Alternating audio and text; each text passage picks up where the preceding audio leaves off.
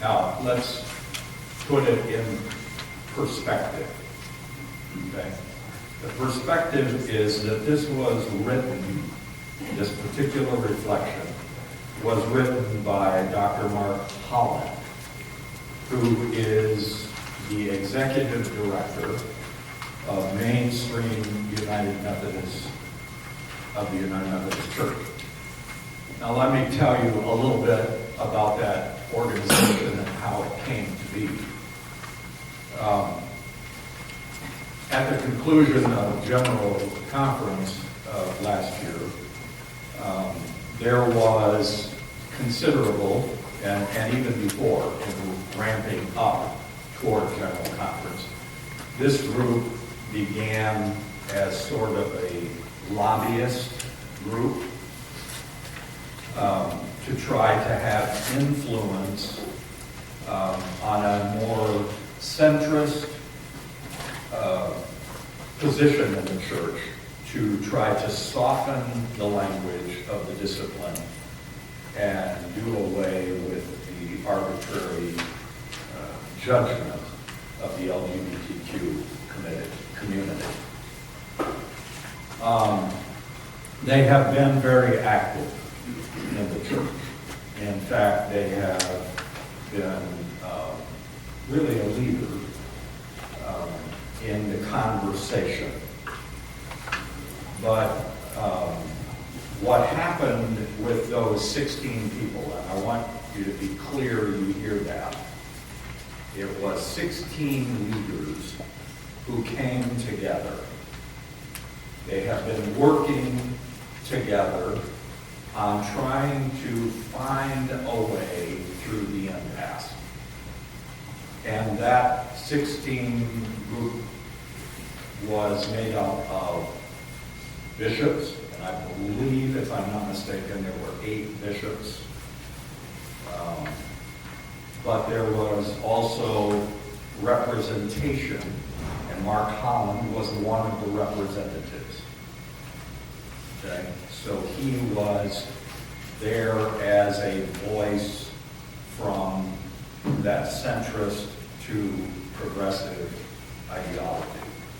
There was also representation of the more conservative view that wanted to maintain the language of the discipline as it currently exists. They called in a negotiator, which was really wise. They called in a negotiator who had high success in dealing with 9/11, payouts, and doing some conversation around all of that. So they worked diligently to try to arrive at some compromise state.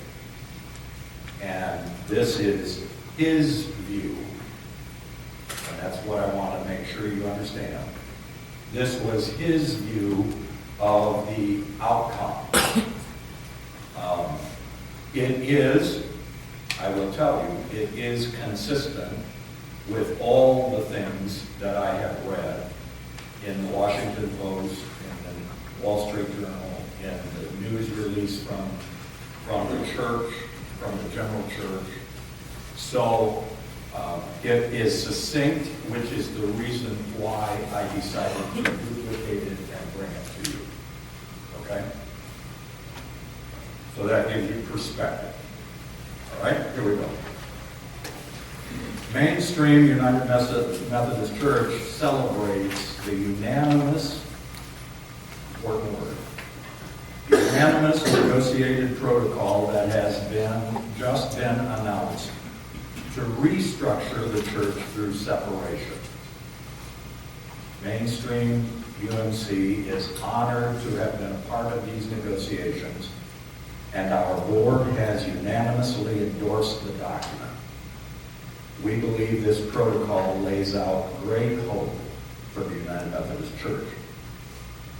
Mainstream United Methodist continues to be committed to the Spirit at Pentecost, breathing life into a theologically diverse denomination. We acknowledge that the diversity is not possible for some of our most conservative brothers and sisters. This protocol allows this group to fulfill their decades-long goal of spinning off a very conservative brand of Methodism. We grieve this loss, and yet in the spirit of Christian charity, we bless them in their new endeavor. Mainstream UMC sees this as a moment of transformation for the United Methodist Church that frees our global church for mission together. Here are the most promising pieces of the protocol. The United Methodist Church remains intact and allows those who would like to leave to do so. No annual conference or local church will need to vote in order to remain United Methodist. There is an immediate abeyance or moratorium on all complaints, charges, and trials against LGBTQ clergy and clergy who perform same-gender weddings. There is a generous $25 million set aside for the new, very conservative denomination to form. All pensions will be honored and kept whole. This protocol provides a clear path towards regional governance for the global church that allows each region to adopt relevant legislation around human sexuality. The protocol was unanimously endorsed by individuals representing Mainstream, Uniting Methodists, UMC Next, Reconciling Ministries Network, Methodist Federation for Social Action, Affirmation, Wesleyan Covenant Association, Institute on Religion and Democracy, Good News, the Confessing Movement, and bishops from the U.S., Africa, Europe, and the Philippines. There is much work that remains to draft this protocol into legislation. That legislation will be placed in the very capable hands of the 2020 General Conference delegates to move the church forward. Mainstream UMC calls on all of our bishops to honor the abeyance or moratorium of complaints, charges, and trials related to LGBTQ persons. The work of Mainstream UMC will continue in advocating for the passage of this legislation at General Conference.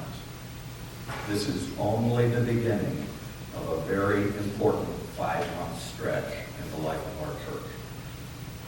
Stay tuned as Mainstream UMC will continue to listen and work to help move the church forward.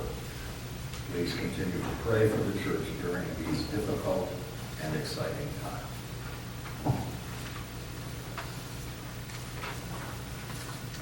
Now, what that means practically is that, and I think one of probably the most salient dynamic of what I just read to you is perhaps the last full paragraph, or the next to the last. There is much work that remains to draft this protocol into legislation for General Conference. So even though the news reports that came on Friday made it sound as though it was a done deal and everything was hunky-dory and we're moving on, it's not. What has to happen is that all of this has to be formulated into legislation and then discussed and either adopted or defeated at General Conference. But the fact that they had the kind of representation at the table from the leaders of those various groups is a huge step forward. Okay? So we're going to take time and just let you ask questions or make comments. David? Another aspect of this agreement is a non-severability clause, which basically means that if either side attempts to better their position in the context of the General Conference and succeed, the whole protocol falls apart. It's all nullified. Okay. It has to be taken as a piece. You can't try to better yourself with the General Conference. So there won't be amendments? Not to succeed. Okay. Okay. Go ahead. The phrase, "the very capable hands of the 2020 General Conference delegates," begs the question. Do the delegates of the 2020 conference look the same as the delegates of the 2019 conference? No. It's changed quite a bit? A lot. Okay. A lot. Go ahead. This may seem obvious to other people, but I'm in my head having difficulty wrapping around this. The phrase, "United Methodist Church remains intact and allows those who would like to make to do so." How is this intact but it's breaking apart? I don't understand that phrase, I guess. If I would have been writing that, I would have written that phrase a little differently, because the very nature of leaving does not imply intact. I think what he was trying to get at is that there is going to be a continuation of the United Methodist Church as we currently know it. But with the possibility of, in this case, the more conservative ideology and theologically based Methodists may leave, and the way I think I understand that process, they will also be able to take their property, plus the new organization will get $25 million over 4 years. And just, sorry, if they had, if the traditionalist portion had the higher vote at the General Conference, why are they the portion that is, just to have clarification? What happened at the General Conference, even though the more traditionalists won the vote, they did not bargain for the incredible pushback from the American church. So, okay, So what they have been doing since February is realizing, number one, realizing the kind of influence, I was starting to say power, but I don't want to use that word. The kind of influence the American church has, both numerically, financially, and that has been accepted in principle from even bishops and the church in Africa. And they are now making attempts to allow the American church to do what the American church needs to do without being hemmed in by the global church. okay, that makes more sense. I think this is good news. I think this is huge that we've gotten, I don't know how many years, to this point. And I applaud all the efforts to make this go forward. Good, thanks. Well, on top of Bethany's question, I think also the IRD was planning to bring a proposal to General Conference to dissolve the United Methodist Church. So I think that's part of the intent. It avoids, Define for the group IRD. that's the one that was mentioned there, the Institute for Religion and Democracy, I think is what it is. Okay. Peggy? I was reading in one of the stories, or a couple of the stories, there's also quite a bit of money set aside for an anti-racism component. Can you explain that a little bit more if you know more about that? I don't really know much. Joan, are you aware of that? Just that there was $39 million over four quadrennia, I think, 4 quadrennia. That would be specifically to, because there wasn't specific caucus representation around that table of different ethnic and other groups, and so it was to bring that voice into the conversation more fully over time. Okay. Kurt? 2 questions. One, is it the intent that those churches that elect to leave somehow remain under a Methodist umbrella with a slightly different name than United Methodist? And 2, what does it mean that the protocol provides a clear path towards regional governance? What are the regions and what might that mean for the U.S.? Go back to your first question. Is it the intent that those churches who leave would somehow remain under a Methodist umbrella? All right. I read the phrasing. I think that is at least a possibility that they are holding. I don't believe it will be a realistic possibility that, I mean, it would be lovely if we could create some umbrella that honors that the breadth of diversity theologically that we currently have. But what our diversity has actually done is it has segmented us, and we've gone into camps.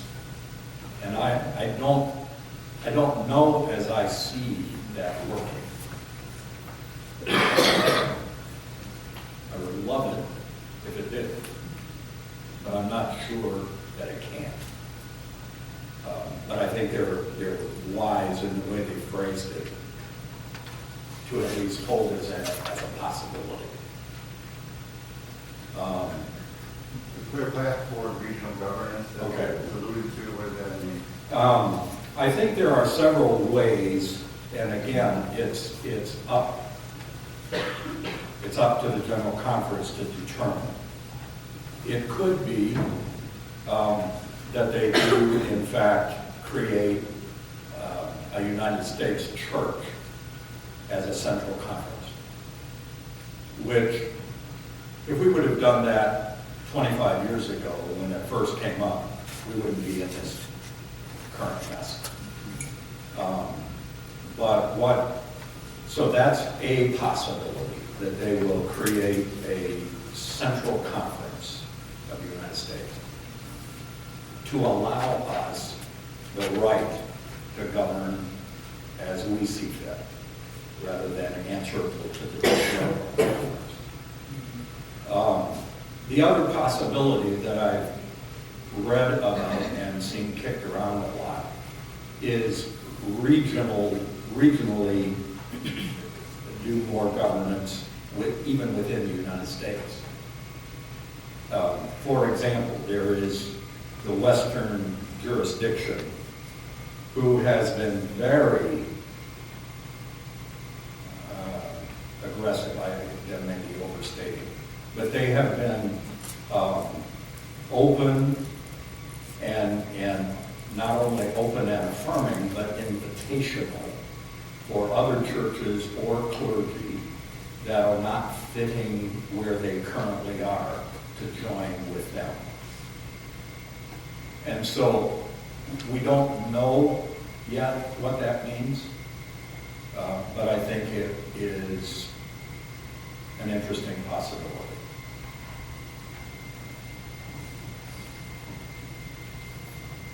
What else? Carol? So what opening is there then to change the wording of this? I think that's, if this passes, that's a given. What was the question about? Pardon me? What was the question, Journal? What are the possibilities of changing the discipline? And I said that if this passes, that's a given. The discipline will change. This regional governance concept seems to be moved in the direction of, and I won't use the word power, but decentralization of the actual governance of the United Methodist, making it a little more regional than central. Right. And I think there's wisdom to that, personally. But what do I know?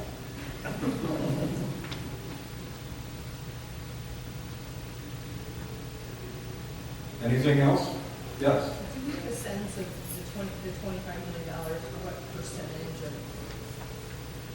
the buildings that is on top of the property, right? Everybody keeps their own property, and then there's an additional 25 from the school fund or something?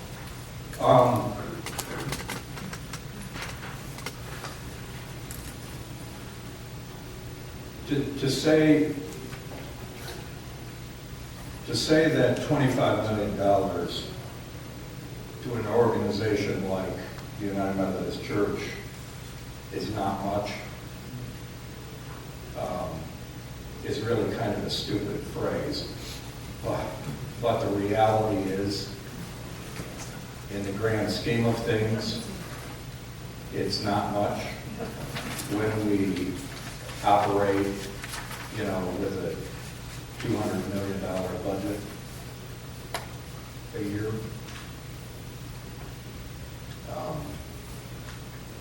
So, if $25 million can do it,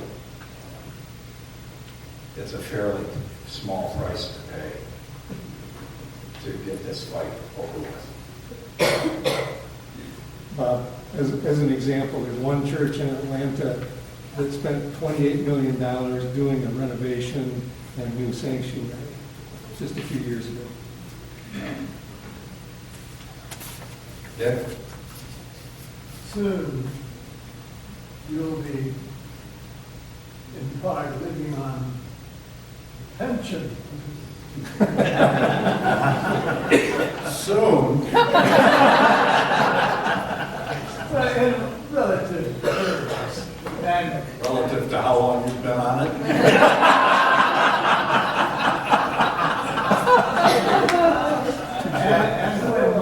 and when I let go of it, well, in part, gee, it's going to be yours. Yeah.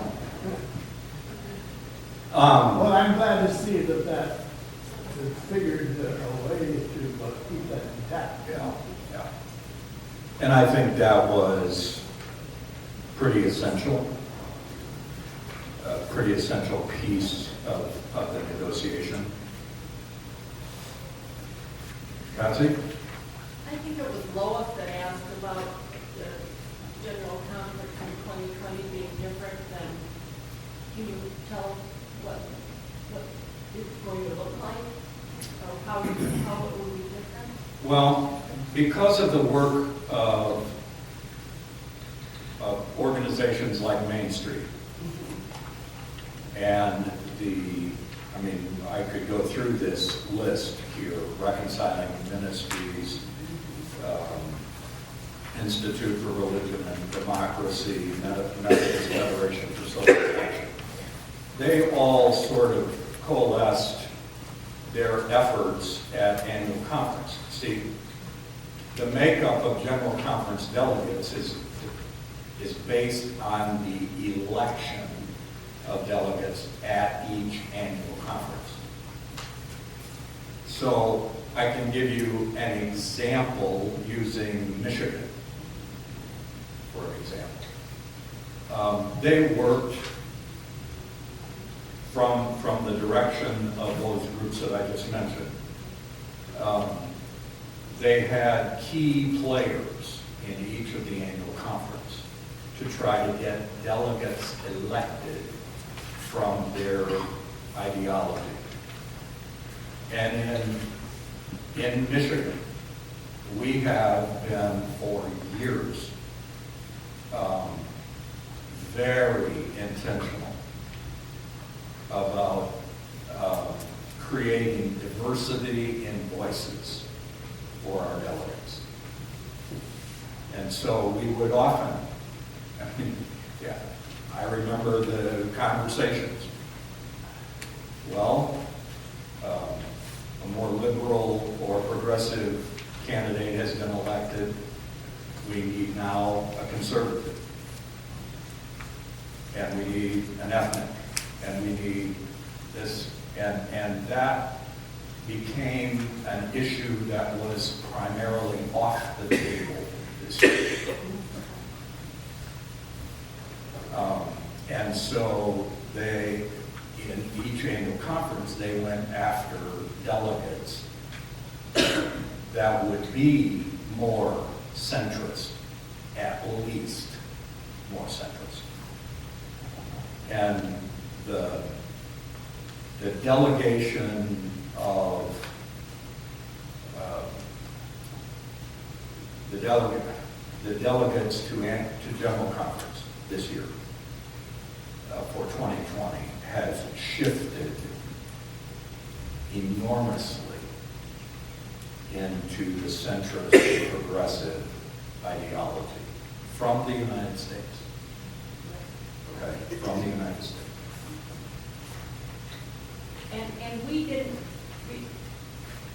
for the 2019, we weren't very organized, were we? No. So now we have organized. Correct. Okay, all right, great. Shouldn't the negotiated protocol obviate the need to consider all of these other proposals and all the other resolutions that have been concocted up to the deadline for resolutions which has come and gone? It'd be nice if there were some consent agenda where you could just clear the decks of all of that in favor of considering the unanimously negotiated protocol.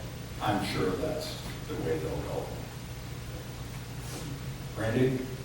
I guess the way I look at it from the simple plan, last February, when they did the vote, the traditional plan won, the one church plan lost. But it seems to me like we've almost ended up with the one church plan with a certain amount of people exiting that they have to. Is that, am I looking at that wrong, or? No, that's pretty close. That's pretty close. Gary?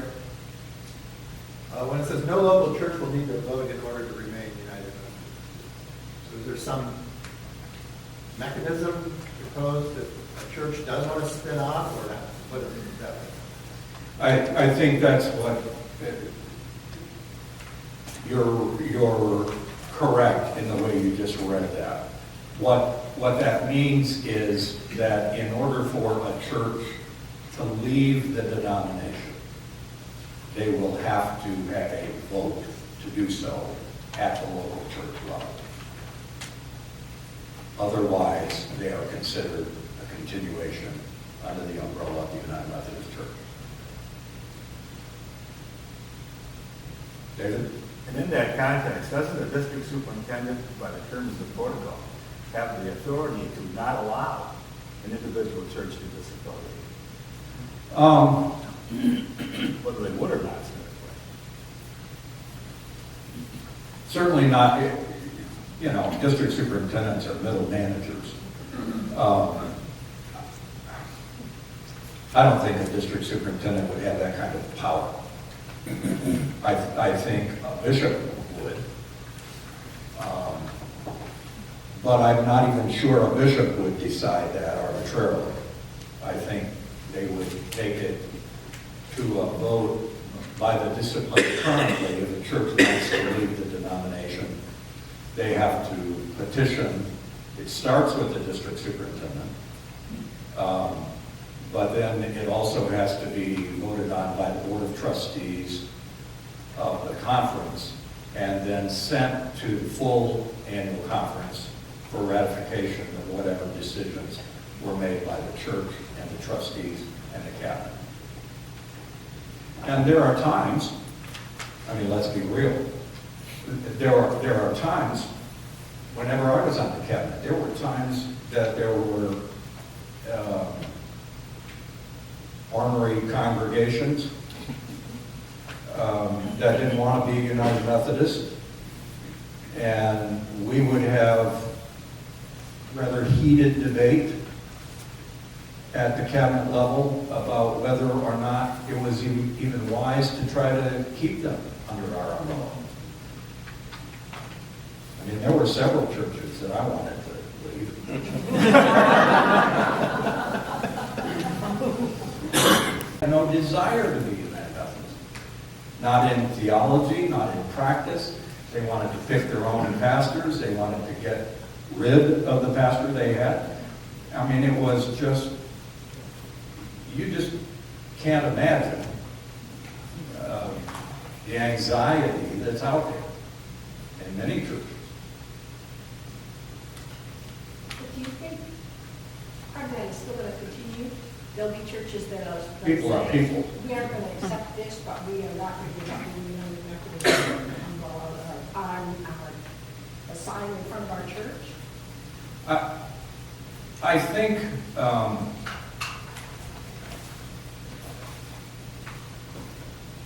my feeling is, if there were an exit protocol that is designed, that is not going to cost them a whole lot of money, I think there are going to be churches that will take it, because they have been unhappy with the United Methodist Church for a long time. And I really think, after 47 years, I think people are tired of the fight on both sides of the issue. They're just tired of the fight. Let's just move on. So, okay, one more question. So we have this group that will take this opportunity and exit, so the ununited Methodist. Are we thinking that they will be a group that will form as a whole aside from, or they're free to? That's what they're,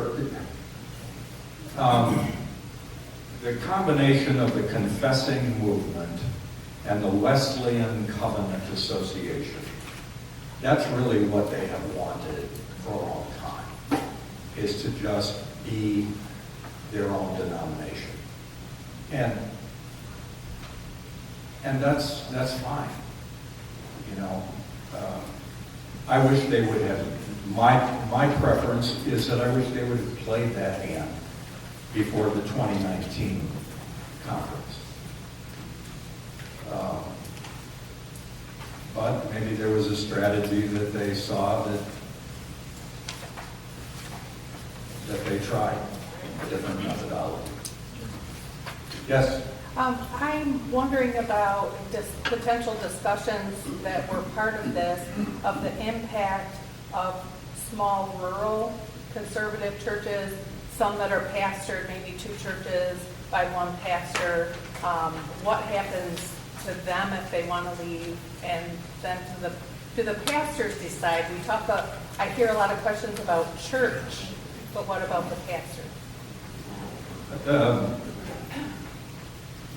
The pastors of any church are influential, but they do not have voice or vote in determining the outcome of a local church. That is done above their pay grade. Okay? So it's between, those kinds of discussions are between the members of the church and the bishop and the cabinet. And while the pastor may influence, and please understand they do, they don't really have a voice that is legitimate in that dialogue, except through their people. Yes? But then does the pastor have a choice of, I want to stay United Methodist, or I want to go over here? They didn't say anything about that in any of these, but my guess is that that will be true.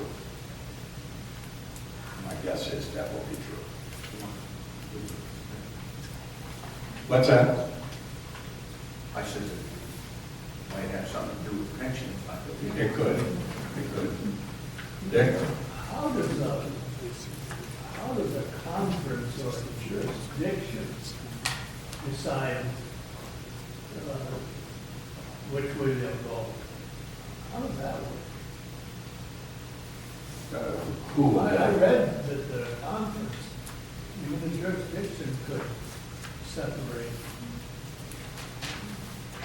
By the polity of the church, they can do what they can do.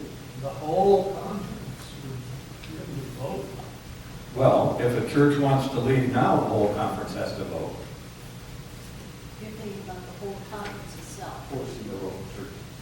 All of the churches in the conference, all the churches in the jurisdiction.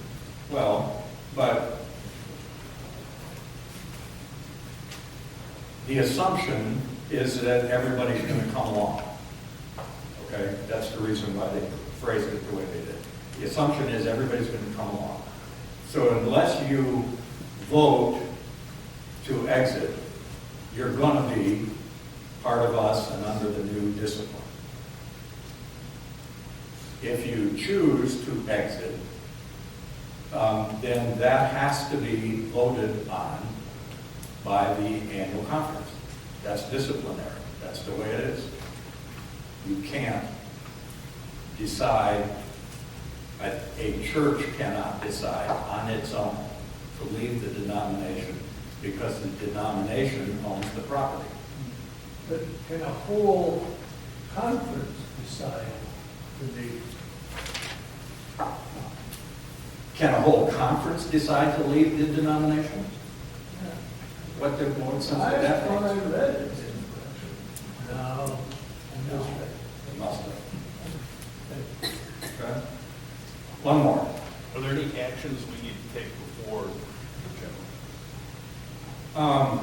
I don't see it, and certainly we will know as it comes. I mean, if there's something that that the Michigan area wants to test, then we'll take action, but probably not. Okay? All right, I'm moving on. Second topic, and this is really a fairly easy one. At our most recent leadership council meeting, we had some very good and positive conversation. And the question was asked of the leadership council, what do you believe to be something we need to work on as a congregation? And we had 50 people in the room. And here was their list.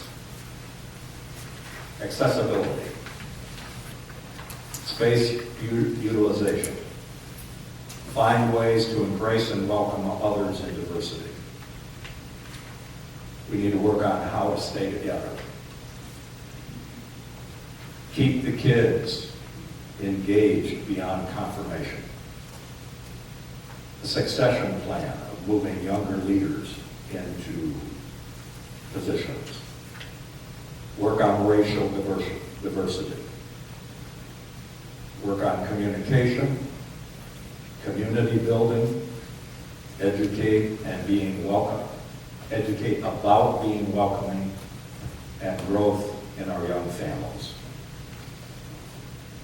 So I posed the question, okay, if that was your list, we can't do all of those things at the same time.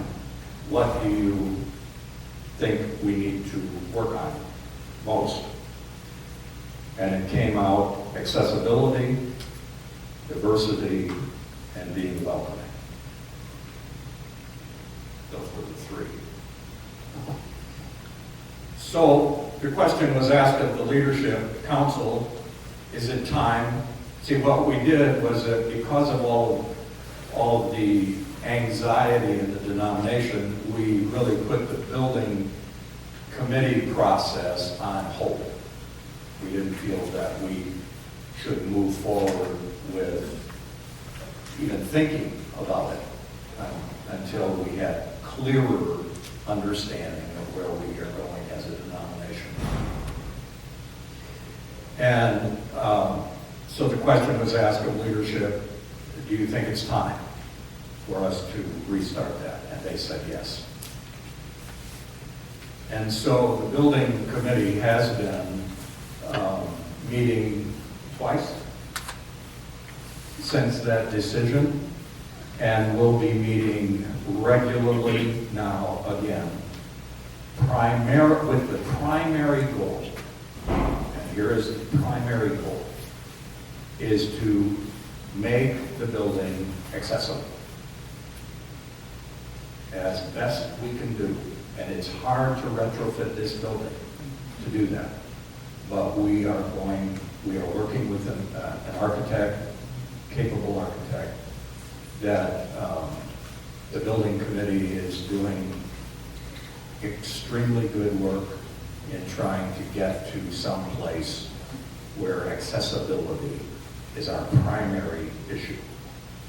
But I believe that because of the nature of our world and some of the experiences we've had in the last 2 or 3 months, we have to add one more dynamic, and that is security. This church, and I'm speaking carefully but also advisedly, this church is a nightmare for security because of all the doors that we have. And one of the things that the trustees did that got some folks upset was that after 10 minutes after the start of worship, we locked those front doors and had the exit or the entrance along Parkway. And I know that's not the welcoming thing to do. I get that. But we have children, we have a congregation, we have staff to be concerned about, and it is a very difficult building to rethink from a security standpoint. But I want you to hear clear that is something that we are taking very seriously. You know as well as I do, last Sunday at the church outside Fort Worth, where someone that actually had been served by that church and given food and been welcoming came in and shocked folks and killed folks. So we have to be diligent in doing that work. And I want you to know clear that we're working on it. We're not oblivious to it. Yes? If I can personalize that for people, my sister is a Methodist pastor in California. Her church has been very welcoming. She's in Southern California. It's a great place to be homeless. Her church has been very welcoming to people. She, about 3 weeks ago, had to obtain a restraining order against a member of the congregation because he stood up one Sunday and declared that he was now in charge of that church because God had spoken to him that women under the Bible are not allowed to be pastors, that she was evil, leading that church, found that they're evil, et cetera, et cetera, et cetera. They've taken some steps. Her congregation, I'm guessing the average age of her congregation may be pushing 70 because it's a retirement community. But a significant concern she has, and she's going to be talking to her PS about it, they've almost used up their entire budget having security guards on site on Sunday mornings, trying to secure all of the doors. They have her church sits on about a piece of property that's about 2 or 3 city blocks. And she said their budget is disappearing. And every Sunday, the members of my family hope we don't hear on the news at about 1 o'clock our time, 2 o'clock, that there's been a shooting in a church in Hemet, California. Unfortunately, and this is again another, this is a person who is a member of the congregation. Yeah. It's not a stranger. Right.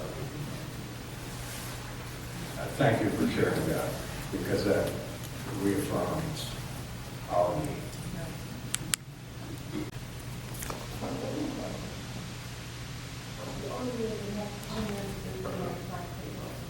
No. If you're late and you're coming from the Masonic Temple, you may enter the front Fulton steps that goes straight up to the ushers who are in the back but does not lead down to the lower level. Right, okay. So that's your option if you want to enter from the back of the sanctuary. Barclay, or not Barclay, the north lobby is if you want to enter from the front of the sanctuary or if you need a barrier-free entrance. Okay. And it's always okay if you need a barrier-free entrance to come in any point in the service through that door. Right, okay. I just didn't want them going in the north, whoever's coming in, if they're coming in, to come through the north lobby where there's only one person. All right, so that's 2 things that I just ticked off my list: security and building. Last one is new worship, and I'm not going to put Joan on the spot, but let me tell you a little bit of where we are currently. We have been working with a consultant from New York who has been very successful in developing a multicultural, multiracial, fully inclusive worship community. And we believe, in our assessment of Grand Rapids, we believe that is needed and necessary in Grand Rapids. And so there has been a group of about 15 or so who has been meeting for 3 months on Sunday afternoons, reading and doing the work to think and talk and develop. And what the current lay of the land is that we are going to kick that off in the month of February, 1 Sunday a month, from now through summer, and then move into every week offer beginning in the fall. So you have heard some about that, and what I wanted to do is to just give you an update of where we are. That's the plan as it is. And what that does is it gives the team several months to sort of do a soft opening and work out all the details and be ready to hit the road running in the fall.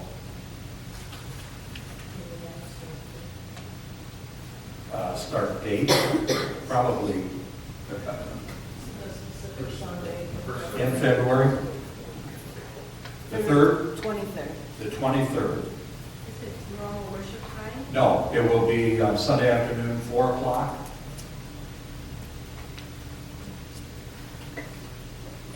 Okay?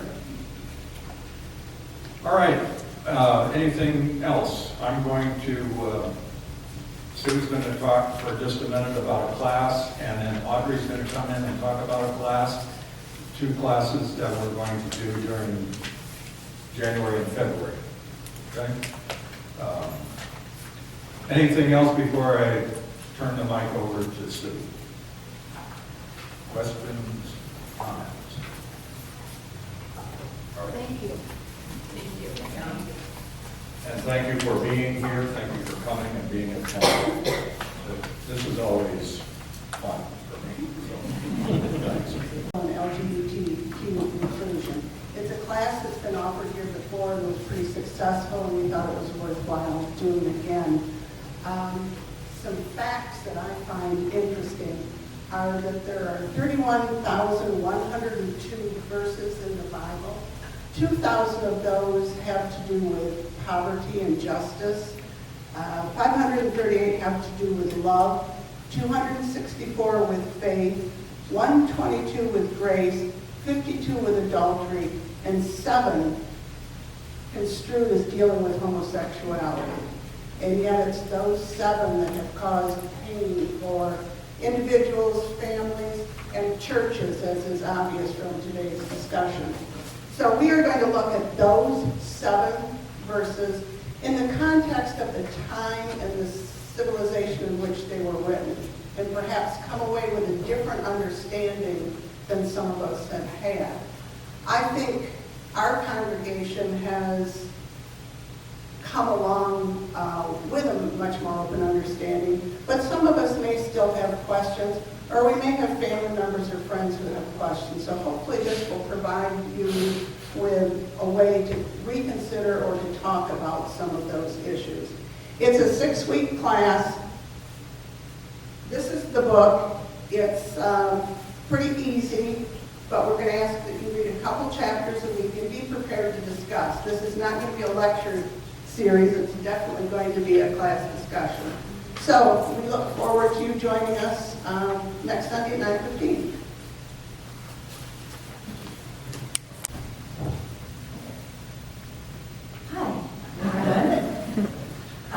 So a couple classes coming up. I would suspect that you already heard about how to talk about the Bible and LGBT inclusion, and I hope that you've got that in your pocket.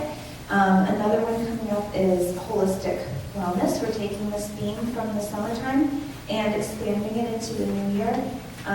Anybody out there have some resolutions to keep up their healthy lifestyle? Just one person. Well, all right. Well, in case you decide between now and next week that you would like to maybe think about what you eat, what you do from week to week, we'll start that up next week. It's a speaker series, sort of a class, so you don't need to come to every single one. You can pop in and out. But different speakers, both from the church who have some expertise and from outside, talking about mental, physical, and spiritual wellness. And then another class that we're calling it is a little parent connection. That's going to meet right in this room, and that's for parents of minor kids, so 0 to 18-year-olds.